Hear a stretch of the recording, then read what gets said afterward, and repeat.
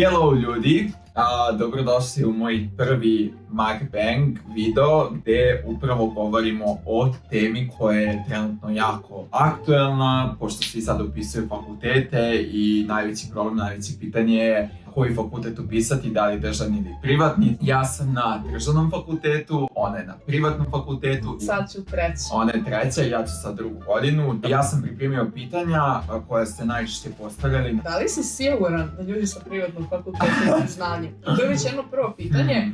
Kao, jer postoji ta neka stigma da ljudi koji su na privatnim fakultetima, njima je mnogo lakše nego ljudima koji su na državnom. Yes. Šta ti misliš da li je to tako? Kao, mislim, iz tvoje perspektive da si ti na budžetu? Nisam, zato što sam upisao drugi državni fakultet. I to je to da znate, ne možete dva puta da budete na budžetu. Čak i ako ste na listi među ljudima koji su na budžetu, ne možete, država vam ne daje dva puta. Prvo pitanje je koliko ste danas spremali najteži ispit i podelite s nama to iskustva. Znači, prvo govori privatan fakultet. Ajde. Ovako, ja sam na Fakultetu savremenih umetnosti u Beogradu za smer primenjeni mediji i kreiranje sadržaja. Jako sam zadovoljna mojim faksom, mojim smerom. Sada, najduže sam spremala komunikologiju iz prve godine, jer me profesor oborio 3 puta, skoro sa razlogom, zato što sam se prvi put za prvi ispit spremala 2 dana i logično da Jovana kao posle 2 dana spremanja ne možeš da kao položiš, nema šanse. Posle toga probala sam nedelju dana da spremam, pa kao ajde, to je malo duže. I na kraju kad sam uzela baš onako 3 nedelje da učim, tad sam položila. Tako da, ajde da kažem, 3 nedelje je najduže da sam jedan ispit spremala. Kod mene, bar na mom faksu, mnogo više imamo praksu. I onda meni će da ode, evo ne znam, imali smo da montiramo dokumentarac. Mislim, ja neću da učim da montiram dokumentarac, mislim, učim ja kao kako se montira dokumentarac, ali znaš kao, ne moram ja da učim, ja mogu sama da sedim, da izmontiram film za, ne znam, evo, kažem, danas 7 sati, sutra 7 sati, prekosutra, znači za 3 dana mogu da izmontiram, a ja mogu to lepo da raspodelim malo po malo, znaš, tako da, zavisi. A ja iskreno dosta više, ne znam, volim da radim kad sam pod tim nekim presingom, tako da ja moje ispite spremam, nažalost, malo kao last minute. Najteži ispit koji sam spremio sam ga za možda 2 nedelje. U pitanju su bile ideologije, to je bilo 150 strana. I ja se sećam ranije, bukvalno 150 strana bi spremao možda 2-3 meseca, ja sam to spremio za 2 nedelje. I bilo mi iskreno naporno jer to je bilo učenje od jutra do mraka da bi sve to postigli, jer kažem, ono što sam ja za te 2 nedelje što sam učio, to je neko učio mesec i više dana, ja nisam imao toliko vremena. Opet kažem, sve to je individualno, a ako ste vi samo imate fakultet, vi ćete to možda i malo razdužiti, treba će možda i 2 meseca, mesec dana, jer znate da nemate ništa pored toga. Ja sam imao i posao, tako da mi je to bilo malo napornije i to pamtim kao najteži ispit, zato što sam morao 2 nedelje da učim od jutra, da kažeš do mraka, ne možete da učite od jutra do mraka, tu imate i male pauzice, ali u suštini tako vam prođe dan u učenju. Tako da možemo da zaključimo onda da nema neke razlike. Idemo na sljedeće pitanje, a to je kakav je odnos profesora sa studentima na državnom, a kakav na privatnom? Na privatnom fenomenalan. Jer iskreno, tebi svaki profesor mora da odgovori na mail. Mi bukvalno smo toliko sad, ne mogu kažem razmnoženi, ali očekuje se već da meni u roku od par dana profesor mora da odgovori na mail. Ako ne odgovori, to odmah žališ se službi, šta već ne. Profesori toliko izlaze u susret, znači za svako pitanje, sve, znači najmanja sitnica da im pošliš od 2 ujutru poruku, oni će ti odgovoriti. Što je ono, ne bi trebalo baš ni tako, jer opet mora da postoji neka disciplina. Možda nekako da popijem. Ja ću da se samo nadovezati. Mislim da je opet u zavisnosti od kog državnog fakulteta, znam na farmaciji da su recimo na koji sam prvo bio, da su profesori onako nivo i da ti ne možeš da priđeš profesorima kao da su oni ovdje, ti si ovdje i oni su elita i ti njima moraš da napišeš lep mail, da znaš kako im se obraćaš, kako im pišeš taj mail, da bi ti oni uopšte odgovorili. Ne dao Bog da im priđeš, znači da ih pitaš nešto, zato što to se smatra kao da ti se ravnaš s njima i da to je kao nepoštovanje. Dok na mom fakultetu na političkim naukama profesori su opušteniji, bukvalno te gledaju kao, mislim, nazivajte kolega, mislim, ali stvarno u tom smislu su, oni se i postave tako, možeš da im pošalješ mail.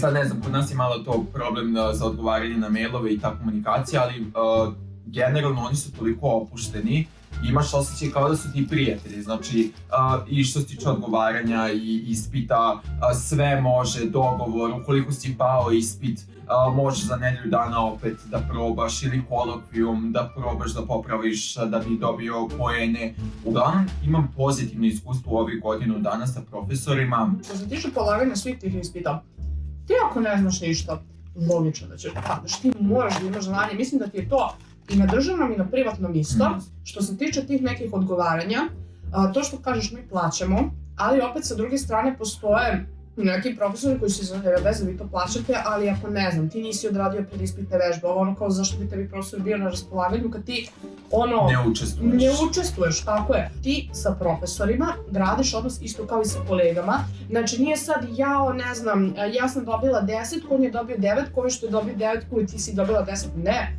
mi ne gledamo ocene, nego gledamo koliko je ko naučio, koliko iz toga najviše ko može da izvuče, da pokupimo kontakte, informacije, znači sve neke stvari, ok, imamo gradivo, ali ja uvek pitam i preko gradiva. Tu se nadovezamo na sledeće pitanje, kakve su kolege na faksu? Kod mene, nas na smeru ima 10. Ja mogu kažem da je meni kolega Lazar Filipović, mislim da sam tim sve rekla. Znaš kao, oboje radimo, oboje smo super studenti, sve to, tako da, znaš kao, generalno to su sve neki ljudi koji potencijalno za moj smer bavit će se usko novinarstvom, ja ću se baviti možda, ne znam, društvenim mrežama, tako da, znaš kao, to će biti jednog dana ljudi koji mogu pišu neke članke o meni, ovo, ono. Ima jednu devojku recimo koja se ispisala, ali ima kontakte svih nas, počela da se bavi šminkom. Znaš kao, mislim da ti je to najbitnije kontakte i ti neki da skupljaš. Meni su kolege vrhunske. Vrhunski imam baš i ove 3 devojke iz Crne Gore, takve carice, znači, baš svi su mi mega kreativni. Dok na mom drugom fakultetu sam dobio tu nekako prihvaćenost i podršku mojih kolega koji su znali da ja snimam i bili su u fazonu kao wow, kao kako je to imati 500.000 pratilaca, kako je to ući u ceo taj javni svet, opet oni su novinari, naravno da i njima, da i oni žele jednom da vode neku emisiju ili da budu deo toga. Tako da naišao sam na tu podršku i naišao sam na to da oni otvoreno kažu da oni mene prate i da me podržavaju. I ne samo to, mnogo mi je drago što nije bilo nikakve sujete, što je recimo u tom periodu polaganja ispita da su svi onako otvoreni, da smo kao tim, bez obzira što nas ima 100 i nešto, da su svi nekako tu jedni za drugi i to je meni falilo, da ta podrška i da ne bude sujete između kolega, studenata. Tako da to je veliki plus. Znaš onaj osjećaj kad ti kaže to je to, ovo ti upisuješ, ovdje ćeš ti provesti 4 godine. Kakav je vibe na fakultetu? Eto, na našem je, kakve su i kolege, takav je i vibe. Mi stalno imamo neke žurke, putovanja, organizacije, bukvalno zvali su me iz organizacije tog mog fakulteta kao da snimam za TikTok, za njihov TikTok da malo pričam kako je moje iskustvo, kako je za sada, kakvi su ispiti, što mi je iskreno super. Zamisli neko iz organizacije te pozove, znači to su ljudi, to su ostvareni ljudi i oni kažu Johnny mi te pratimo kao ajde da vidimo kao da možda snimiš neki video za nas, znači ukaže ti neko poštovanje sa tog fakulteta. I drugo je što su te organizacije turističke stalno negde putuju studenti, to mi je iskreno super, mislim, ta energija koja je cijela vlada na faksu, svakog zna na faksu, ja nisam verovao da ću, bukvalno sada mi pokažete tu osobu sa fakulteta, ja kažem znam ide tu i tu, to je to, toliko se svi drže zajedno. I mislim da to doprinosi da vibe na fakultetu bude kad vi dođete na moj fakultet, pa to je bukvalno neka opuštena energija, mislim eto sad... Čekaj, koliko ljudi kod vas je na godini? Kod mene na novinarstvu je oko 200 ljudi. Ti znaš svih 200 ljudi? Pa, otprilike da. Wow, ozbiljno. U prvoj godini iskreno krenulo kao jao, idemo svi na kafu, svi posle prijemnog, ajde se upoznamo, ajde da blejemo. No se taj moment izgubio. Nekako kod nas ti je svako u nekom svom filmu. Postoje grupe studenata. Mislim, pazi, sad nas je 10 na smeru. Gde tačno postoje 3-4 grupice od po troje, dvoje, troje, razumeš? Ono, mislim, dvoje, da li je to grupa, ali da kažemo po troje. su te neke grupice. Ja recimo ne znam da sam u nekoj grupi, ja sam ti bukvalno ono kao shift, ja sam ono svuda, meni je samo bitno naš kao mi smo okej, ni sa kim se nešto privatno ovako ne družim, ali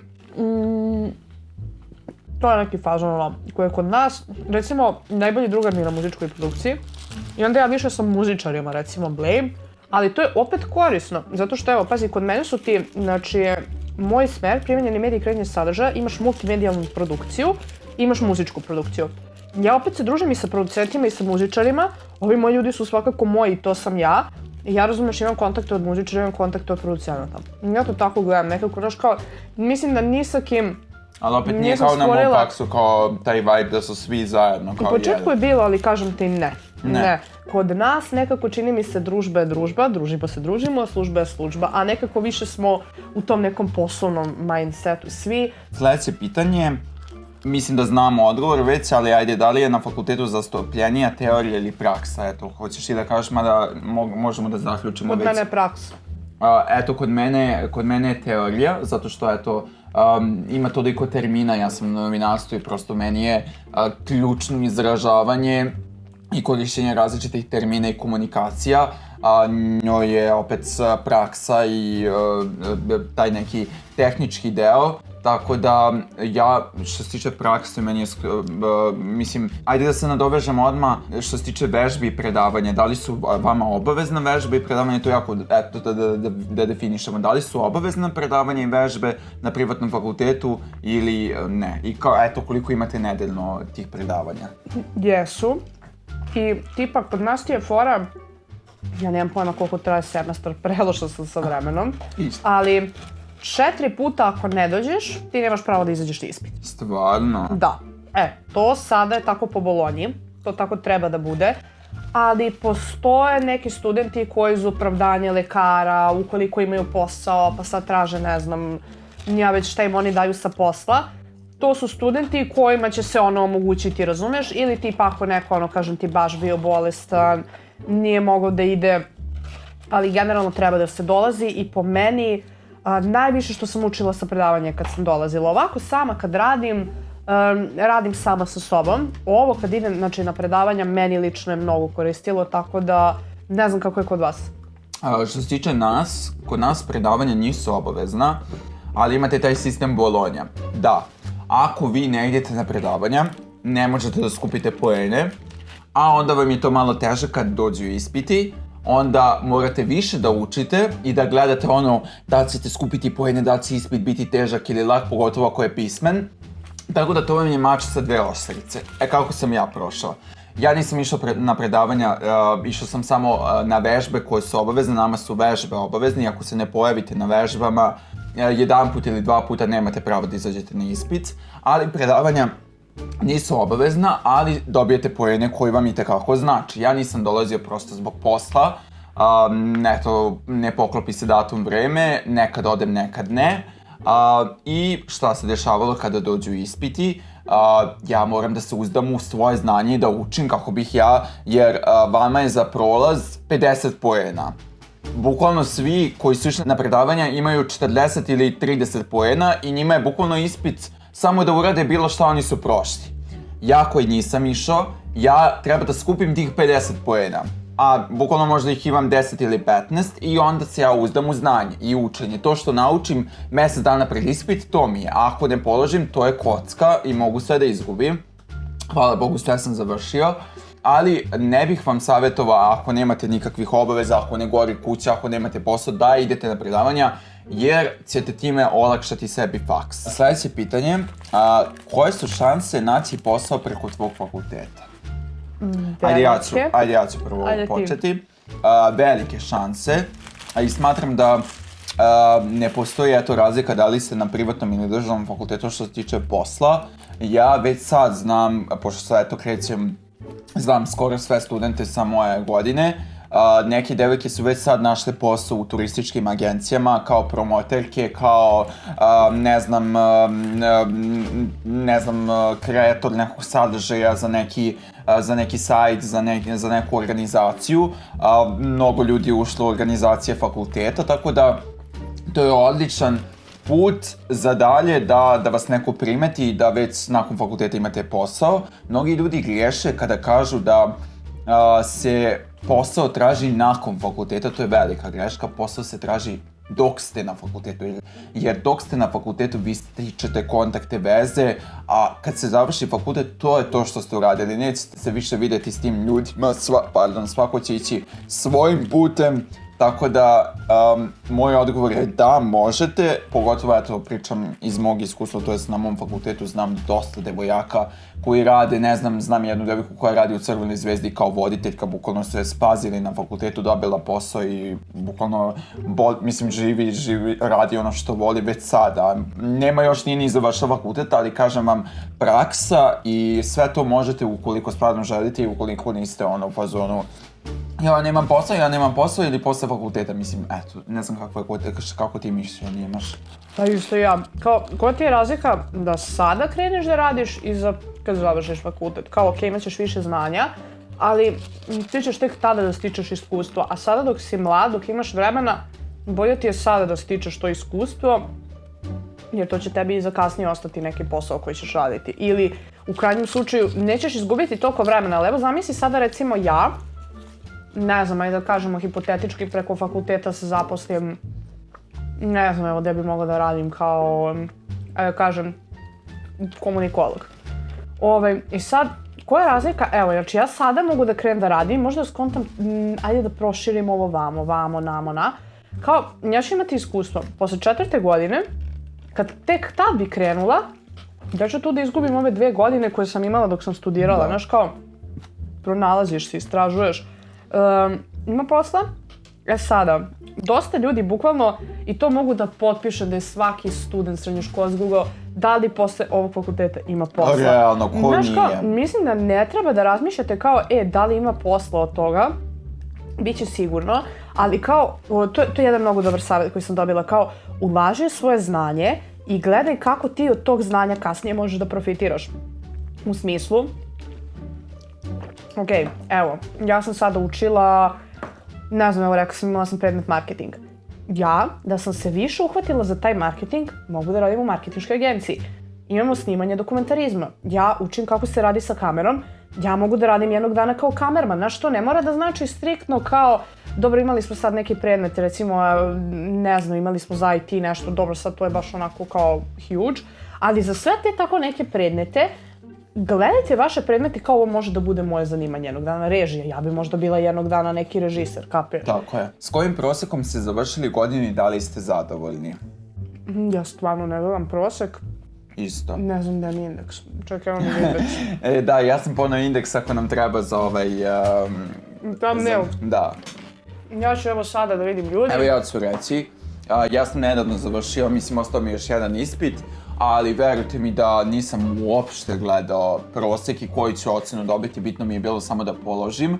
Znam studente koji su, svaka im čast, zaluđivali se, tipa dobiju 8 i nije im dovoljno ponište ispit i u drugom roku ispit bude mnogo teži i oni dobiju 6. I, znaš, ko ti je kriv, druže, što poništavaš 8, okej, to je sad relativno šta je kome dobro ili ne, ali opet, samo želim da kažem da ne treba da se opterećujete i da na kraju krajeva treba da vam bude bitno da ste samo nešto pokupili iz tog ispita i da ste naučili. Eto, moj prosek, ne znam sad, nisam računao, ali znam da imam možda 3 šestice, 2 osmice i 1 devetku, eto da kažem, ali opet to mi uopšte nije bitno bilo. Bilo mi je bitno da završim fakultet, znam da su mi ljudi govorili kao kako je Johnny 6, jel to kao neki kolega mi kaže kao kako 6, kao kako tako, kao pa šta ćeš da radiš? Pa kažem šta da radim čovječa, položio sam ispit, pusti me kao... Mnogo je bitno da vi to položite, posle u bilo kom momentu, ako to vas stvarno interesuje, vi ćete to uzeti da radite. Meni je to životna lekcija, recimo bila što sam završila srednju muzičku školu. Ja sam svirala 10 godina klavir, evo možete vidjeti ovdje u pozadini. Ja taj klavir posle otvorila nisam. Imala pola petica, 4, 3, šta će te meni ocene kad ja ovo ne radim, razumeš? A ti opet i sve 6 ako imaš, ako ćeš ti baviti posle time, ocena po meni nije merilo znanja. Znam, eto, profesore, neću da kažem koji, stvarno svaka im čast okej. Naprimjer, nekom studentu, ne znam, fali 10 poena, 5 poena za 7 ili 8 i oni kažu, aha, evo, dopisat ćemo ti vežbe, dolazio 10 poena. Bukvalno mogu da vam dopišu da ste dolazi na vežbe i da vam daju 8. Mislim, evo, i da padneš, i šta će da se desi, znaš, kao, evo, i da dobiješ lošu ocenu, bukvalno slavit ćemo kakva gode. Zato sam i naveo da je ocena subjektivna stvar i da ne govori o vašem znanju uvek. Meni se dešavalo, to je šta je mene nerviralo, tip studenta koji govore u društvu, naprimjer imamo ispit i kao govori joj, ja ništa ne znam, joj, diže frku i paniku, a ja sam zbog toga i ispisao se sa jednog faksa gdje ih je bilo 100 takvih. Ta osoba koja govori ja ne znam, ja ništa ne mogu, ali ajde ti to sam sa sobom da pričaš, ali ti bukvalno ovako ideš od osobe do osobe i to govoriš. Znači ti meni unosiš tu tenziju i paniku i na kraju ta osoba dobije 10 i onda mi dođe da tu osobu, a si ti taj tip? Ja ću sad da kažem, ja sam taj tip, ali ne idem do drugih ljudi. Ja samo to kažem, dragi. Meni je okej. Kao ja, samo da dobijem 6, Ja nemam ni jednu šesticu, sve su mi veće ocene, znaš. Ali znaš zašto? Zato što si iz fazona, bar evo, mogu da kažem, ja sam taj tip osobe, ne skroz, ne idem i smaram celu generaciju. Ali kažem, znaš zašto? Jer ja kažem samo da prođem i onda jako dobijem šesticu, to je to. A sve preko toga je fenomenalno, znaš, a ovako ako budem mislila ja moram da dobijem 8, moram da dobijem 9, moram da dobijem 10 i gdje se dobijem 6 ili 7, onda ću da se smorim, a ovako nešto očekujem samo da prođem, a onda ću zapravo da bude super. Dobro, ovo je drugačiji tip, ova osoba uči kao luda i zna da će da dobije 10. Dobro, ja ne učim toliko kao luda. Ova osoba uči kao luda, zna da će da dobije 10 i namjerno govori da će da dobije loš ocenu i da nije ništa učila, da se stroži kod vas. Ne smeš da nosiš ispod... Da, i da pričamo o pravilima. Kako se zove za suknje, ono iznad ili ispod kolena, ima taj neki fazon, znači treba uglavnom da ti bude malo ispod kolena, ne bi bilo poželjno da je to neki minić i sećam se da baš su nam rekli devojke obavezno dođite svi ono prvo predavanje, prva godina, naš kao farmerke, suknje, nešto duže, da nije previše koketno. Sad, kod nas na faksu iskreno ti možeš da se središ ono ne znam majice na bretela i to, ali da ne bude znaš da je kao vulgarno, onako malo, nego da je ono, okej, znaš, mislim, jer ja evo razmišljam šta sad da radimo po 40 stepeni, ko treba da izlazi avgustovski, septembarski rok. Znaš, brate, logično da dođem u nekoj majici na bretele. E sad, ti tačno vidiš ko je došao, da je ono... Talije kuša, ali hvalim ti se Bože, nema ih puno, recimo mi smo umetnici pa je kod nas više alt ljudi, onako da na što su ono šarene boje kose. Na osnovu svega ovoga što smo ispričali, eto šta možemo da zaključimo, da nema uopšte neke razlike. Eto, da se dotaknemo financije, ja, pošto sam na samom finansirajući, ja plaćam moj faks 110.000 ili 950 evra. Jel ti možeš da otkriješ koliko ti daješ za godinu dana? Mogu, pa mislim to piše i na sajtu. Meni je godina sa 2000 evra. Znači... Što i nije neka velika... Oko 200 evra mesečno. Eto, nije, što se tiče, mislim da sam nadovežem, ja plaćam fakultet, ta školarina mi je podeljena na rate, što je iskreno i pristupačno nije toliko sad kao neki bauk, eto, rekao sam 950 evra, ne... Isto ti dođe da si na samofinansirajućem na državnom, ili privatni. To je cenovni rang neki jako sličan. Na državnim fakultetima, bar za umetnički, te oprema stara 500 godina, znaš, kao stvarno, ono, vode me, ne znam ni ja, idemo da vidimo šta je kamera iz 90-ih, ono, Japanci u 2060. godini. Da, možemo da se složimo da je to prednost privatnih fakulteta, što oni više ulažu u opremu i eto, savjetovao bih, eto, ukoliko neko želi da upišete tu neku digitalnu umetnost, produkciju, da je bolji izbor privatan fakultet, upravo zbog opreme koju nude i upravo zbog tih veza i kontakata kojih ima mnogo više. Najbitnije je da ste srećni i zadovoljni. Znači, niko neće učiti umjesto vas, to sam ja shvatio, eto, na prvom fakultetu kad sam otvorio tu veliku knjigu i shvatio sam ja ovo ne želim. Smatram da sam ostao da radim na silu, ko zna koja bi ja sad ličnost bio. Tako da smatram da... Johnny Pony more like Jeffrey Dahmer, Bože. Joj, ne dobro. tako da... Ne bi sedeli ovdje zajedno. Joj. Tako da, znam da... Prolupao bi bukvalno ono. Ma te ne bih čoveče. Psihijatrija, dolazim, obilazim Johnny-a, donosim mu vodu. Snimam se iz... Vlogi psihijatrijske ustanove neke, ono prsobi. Znam, evo, neka poruka za kraj. Znam da dosta studenta studira, nažalost, ono što ne voli. Znam da mi dosta pišete kad sam ja podelio priču, sam promenio fakultet, ja sam tad nailazio na... To je posebna priča, ali samo hoću da kažem da sam nailazio na dosta predrasuda. Upisuješ taj fakultet, od toga nećeš imati para, roditelji su u tom periodu žele ti učine najbolje, oni tebi učine najgoru moguću uslugu i plus pozovu cijelu familiju da kažu on ima tad prijemni, ima tad upisao taj faks, da li je taj faks profitabilan, oni naprave sastanak pa sad komentarišu upiši vojnu akademiju, tu imaš para, tu će ti Vučić pomoći, upiši ovo, tu imaš para, tu imam ja vezu. Znači, ja shvatam koliko je vama teško, tad je meni bilo preteško i nisam bio sav svoj, bio sam kao u bunilu, sad ću ti dati reći da ti kažeš. Dok mi ne da reći, ja ću završiti ovo osoba na psihijatriji, kao. Da, ajde, da. Ne, ajde završi. U suštini da, tad sam bio u bunilu i moj savjet vam je samo da slušate sebe, znači i tad je bio ovdje moj glas koji mi je govorio, ali ja sam se pravio ludi kao, moja porodica zna najbolje za mene. A kad je trebalo da se uči tad porodica, pa šta da radim sad, učiti, mislim to je tvoj fakultet.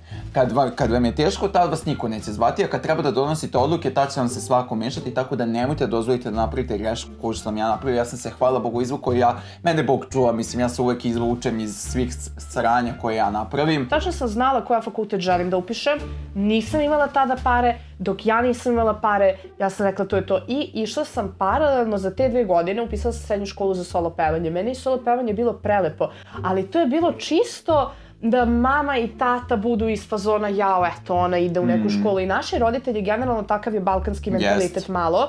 Naš, ono da ti je, mora da ima fakultet, mora da bude srećan, mora da, to je roditeljska briga koja je divno da postoji, ali mislim da svi treba da se vratimo na to, razumeš, treba da pričaš sa svojom porodicom, treba da kažeš možda sam zbunjen, možda ovo, nekako naše roditelje malo gazi, bare vreme za sve te neke stvari, iskreno, ali stvarno, evo, samo se seti, razumeš, kao pre koliko godina koji su ti fakulteti samo postavili, svih 5 za celu Srbiju, sad imaš toliko fakulteta, toliko izbora i tih godinu, 2 dana nije ništa što si izgubio ako ti upišeš nešto što te zapravo interesuje. I ako shvatiš, izađeš na pravi put. Na pravi put, jeste. Znaš, kao džaba meni, evo, bukvalno to što si bili spozorno, zamisli si ti završio farmaciju, pa ti bi se opet vratio na novinarstvo. Znaš, kao samo si sebi skratio put. Bukvalno. Odgovaramo na sva vaša pitanja. Ono što ćemo da vam kažemo, niste sami u svim ovim saranjima i mislima vezano za fakultete. Svaki student ih prolazi, ima raznih studenata, tu smo svi zajedno da se motivišemo, da radimo, nemojte da budemo ti nadžaci, razumeš, koji ćemo